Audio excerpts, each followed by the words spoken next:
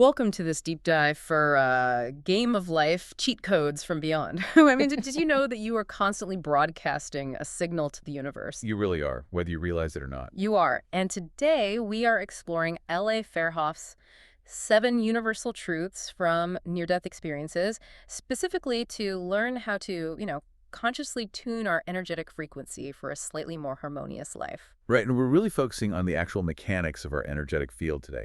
I mean, anyone familiar with near-death experiences already knows the baseline idea that consciousness extends way beyond the physical brain. Naturally, yes. But the way this source material breaks down the architecture in Chapter 6 on being infinite is just fascinating. It suggests that instead of the mind being housed inside the body is actually housed inside the mind. I love the analogy they use for this. It's like Russian nesting dolls, but reversed. Oh, yeah, that's a perfect way to visualize it. Because usually, we picture our inner self as a tiniest doll buried deep inside the outer shell of our physical body.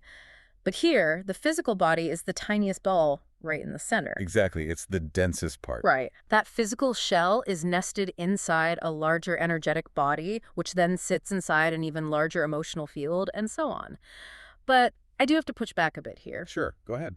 It's very easy to say our thoughts vibrate in these outer layers, but how does an invisible emotion floating out in my so-called emotional field actually change the physical tension in my shoulders? What comes down to resonance and density. Think of how a really loud bass note from a heavy speaker can literally rattle a glass on a table across the room. Oh, wow. Yeah, that makes sense. Right. The sound wave is invisible, but it carries actual physical force. Mm. So when you have an anxious thought, it creates this high-frequency, chaotic vibration in that outer mental layer. And that just trickles down. Exactly.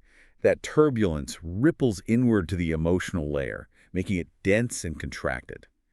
And because your physical body is the innermost doll, it's essentially trapped inside that shrinking, tense, energetic field. Oh, I see. Your nervous system just reads that energetic contraction as the physical threat, and boom, your shoulders tighten up. So my physical body is really just taking cues from the weather system I'm generating in my own outer atmosphere, That is exactly what's happening. which makes the whole what you broadcast, you attract concept feel a lot less like a cheesy self-help slogan and more like a basic law of physics. It really is physics. Energy naturally seeks a matching frequency. Right. So if my outer field is vibrating with chaotic tension, it's naturally going to sync up with other tense, chaotic frequencies in my environment. Precisely. So when you suppress a silent fear or hold on to some unconscious resentment, you aren't just keeping a harmless secret.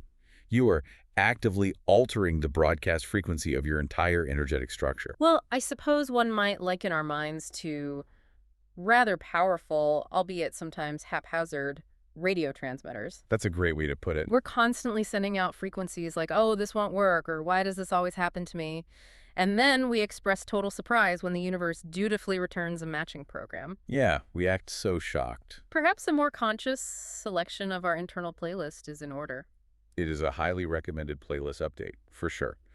And, that is exactly where the mechanics of gratitude come in. Because it changes the frequency. Right. When you consciously shift to gratitude, you aren't just reciting empty positive affirmations. You are literally smoothing out those chaotic waveforms in your outer field. That's fast. You're increasing the coherence of your energetic signature, which immediately stops that inward pressure on your nervous system. Which really means we need to treat this expanded self with the exact same practical hygiene we give our physical bodies. Yes, absolutely. I mean, we wash physical dirt off our hands every single day, but we largely ignore our energetic residue. Oh, all the time. The stress you absorb from a crowded commute, or the heavy emotions lingering from a tense meeting, if you don't actively clear them, they just sit in your field like static. It distorts your daily broadcast and drains your vitality. So here is a challenge for you today. Notice your emotional atmosphere. Just observe it. If it feels heavy, try consciously shifting to gratitude for one incredibly small thing. Even just a good cup of coffee. Exactly. Watch how that subtle shift changes the tension in your body and reorganizes your energetic field. It's about taking responsibility for the signal you are transmitting. Because, transformation doesn't always require changing your outward circumstances.